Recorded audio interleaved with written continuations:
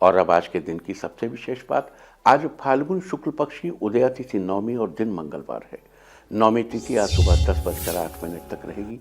उसके बाद दशमी तिथि शुरू हो जाएगी जो कि कल सुबह 10:24 तक रहेगी। आज दोपहर 12:37 तक शोभन योग रहेगा। इस योग को बड़ा ही अच्छा माना जाता है। इस योग के दौरान शुरू की गई यात्रा मंगलमय और सुखद रहती है और मार्ग में किसी प्रकार की असुविधा नहीं होती। साथ ही जिस उद्देश्य से यात्रा की जाती है वो भी पूरा हो जाता है और व्यक्ति को आनंद की अनुभूति होती है। आज सुबह 10:08 से लेकर रात 10:45 तक कुमार योग रहेगा। कुमार योग सबके साथ दोस्ती का रिश्ता स्थापित करने में मदद करता है। साथ ही ये विद्या प्राप्ति में भी सहायक है। इसके अलावा आज रात 10:45 तक पुनर्वसु नक्षत्र रहेगा। आकाशमंडल में स्थित 27 नक्षत्रों में से पुनर्वसु को 7वां नक्षत्र माना जाता है। इस नक्षत्र को सौभाग्य का सूचक समझा जाता है। इस नक्षत्र का अर्थ ही है पुनः सौभाग्यशाली होना। पुनर्वसु, पुनः सौभाग्यशाली होना। इस नक्षत्र में जन्मे लोग सकारात्मक विचारों वाले, समाज के प्रति अपनी जिम्मेदारी को समझने वाले, दूसरों की मदद के लिए आगे रहने वाले और नए दोस्त बनाने वाले होते हैं। ये अच्छे बुरे का भेद करने की कला में भी निपुण होते हैं। यहाँ आपको बता दूं कि वसु शब्द का एक अर्थ है, वसु उपदेवताओं की तरह समझे जाते हैं। 8 वसु होते हैं। वसु उपदेवताओं की तरह समझे जाते हैं और ये सारे सद्गुण वसुओं में पाए जाते हैं। इस नक्षत्र के स्वामी देवगुरु बृहस्पति हैं और इस नक्षत्र की राशि मिथुन है। बाणों से भरे हुए तरकश को, तीर से भरे हुए तरकश को इसका प्रतीक चिन्ह माना जाता है। पेड़ पौधों में इसका संबंध बांस के पेड़ से बताया गया है।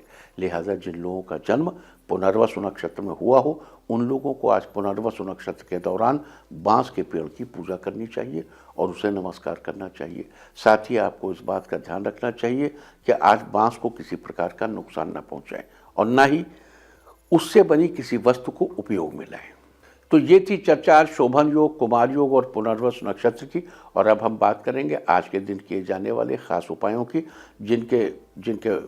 जिनको करने से आपके काम में आ रही परेशानियां दूर हो सकती हैं, आपको मानसिक रूप से शांति मिल सकती है, अपने परिवार की खुशियां बरकरार रख सकते हैं, सरकारी क्षेत्र में तरक्की पा सकते हैं, समाज में अपना वर्चस्व कायम रख सकते हैं, आप अपने जीवन में सकारात्मक ऊर्जा को बनाए रख सकते हैं, आप अपनी आर्थिक स्थिति को पहले से बेहतर कर सकते हैं, आपके दाम्पत्य जीवन में चल रही उलझनों से आप छुटकारा पा सकते हैं, साथ ही अपने जीवन में खुशियां ला सकते हैं। तो आइए अब चर्चा शुरू करते हैं आज किए जाने वाले खास उपायों की। अगर आपको अपने किसी काम को करने में कोई परेशानी आ रही है और वो पूरा नहीं हो पा रहा है तो आज आप एक मौली यानी कलावा लेकर हनुमान जी के मंदिर जाएं और वहां जाकर उस मौली को हनुमान जी के चरणों में रख दें। आप भगवान के चरणों से सिंदूर लेकर अपने माथे पर टीका लगाइए।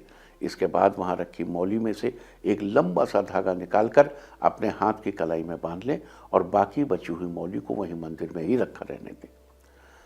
अगर आपका मन किसी बात को लेकर बहुत दिनों से अशांत है या कोई पुरानी बात आपको अंदर ही अंदर खाई जा रही है तो आज आप पुनर्वसु नक्षत्र के दौरान बृहस्पति के इस मंत्र का 11 बार जाप करें। मंत्र है ओम ग्रां ग्रीं ग्रौं सह बृहस्पतये नमः। अगर आप अपने परिवार की खुशियां बरकरार रखना चाहते हैं तो आज स्नान के बाद थोड़े से चमेली के फूलों को इकट्ठा करें। अब उन चमेली के फूलों की माला बनाएं और हनुमान जी के मंदिर में जाकर भगवान को माला अर्पित करें। साथ ही अपने परिवार की खुशियों की दुआ करते हुए एक धूप बत्ती भी जलाएं। अगर आप सरकारी क्षेत्रों में अपनी तरक्की देखना चाहते हैं या वहां अपना परचम लहराना चाहते हैं तो आज आपको स्नान आदि से निवृत्त होना चाहिए और साफ कपड़े पहनने चाहिए। इसके बाद आपको सूर्य गायत्री मंत्र का जाप करना चाहिए। सूर्य गायत्री मंत्र इस तरह है, ओम भास्कराय विद्महे महातेजाय धीमहि तन्नो सूर्य प्रचोदयात।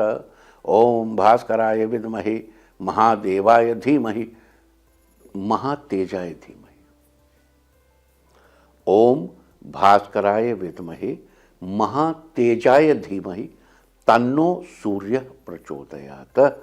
ओम भास्कराय विद्महे महातेजाय धीमहि तन्नो सूर्य प्रचोदयात। और अगर आप समाज में अपना वर्चस्व कायम करना चाहते हैं, वर्चस्व बड़ी इंपॉर्टेंट चीज़ है। श्री वर्चस्व आयुष्यम आरोग्यम। तो आज आपको स्नान के बाद हनुमान जी की तस्वीर के सामने बैठकर उनके इस मंत्र का 21 बार जप करिए। ओम हंग हनुमते नमः, ओम हंग हनुमते नमः, ओम हंग हनुमते नमः। अगर आप अपने अंदर नकारात्मकता को निकालकर सकारात्मक ऊर्जा को बढ़ाना चाहते हैं तो आज आपको स्नान के बाद साफ कपड़े पहनकर सबसे पहले हनुमान जी की पूजा करनी चाहिए और 7 बार हनुमान चालीसा का पाठ करना चाहिए। अगर आपके परिवार में किसी बाहरी व्यक्ति की वजह से किसी प्रकार की परेशानी चल रही है तो उस परेशानी से छुटकारा पाने के लिए आज आपको हनुमान मंदिर जाकर हनुमान जी के चरणों से थोड़ा सा सिंदूर लाना चाहिए और उस सिंदूर से अपने घर के बाहर दोनों तरफ स्वस्तिक का चिन्ह बनाना चाहिए। अगर आप कुछ कुछ दिनों के अंतराल में अपने आप को आर्थिक समस्याओं से घिरा पाते हैं और अब इस स्थिति से जल्द बाहर निकलना चाहते हैं तो अपनी डामाडोल आर्थिक स्थिति को ठीक करने के लिए आज आपको हनुमान जी के इस मंत्र का 21 बार जप करना चाहिए। मंत्र है ओम हंग हनुमते नमः। अगर आप चाहते हैं कि आपका पर्स हमेशा धन से भरा रहे, आपको कभी भी पैसों की कमी महसूस ना हो, उसके लिए आज स्नान के बाद एक बरगद का पत्ता लेकर उसे अच्छे से धो लीजिए और पोंछकर उस पर केसर या केसर से मिले, केसर न मिले तो हल्दी और चूने से हल्दी चूना मिला दिया, रोली बन गई, उससे लिखे श्री राम। अब उस पत्ते को हनुमान जी का ध्यान करते हुए अपने पर्स में रख लें। अगर किसी के बहुत आनंद हो जाएगा आपको उससे। 3 दिन अपने पास रखिए, उसके बाद उठा के घर में रख लिया या नदी में विसर्जित कर दिए, परम आनंद हो जाएगा। अगर किसी के पास आपका पैसा फंस गया है और वो आपका पैसा आपको वापस देने का नाम नहीं ले रहा है तो आज हनुमान जी को गुड़ चने का भोग लगाइए और कहिए ओम धनप्रदाय नमः, ओम धनप्रदाय नमः। उसके बाद भाव कीजिए उस व्यक्ति का और हनुमान जी से प्रार्थना करिए कि हमारा पैसा वापस कर दें। अगर आप अपने जीवन को खुशियों से भर देना चाहते हैं, अपनी ज़िंदगी को खुशहाल देखना चाहते हैं तो आज स्नान आदि से निवृत्त हो जाइए।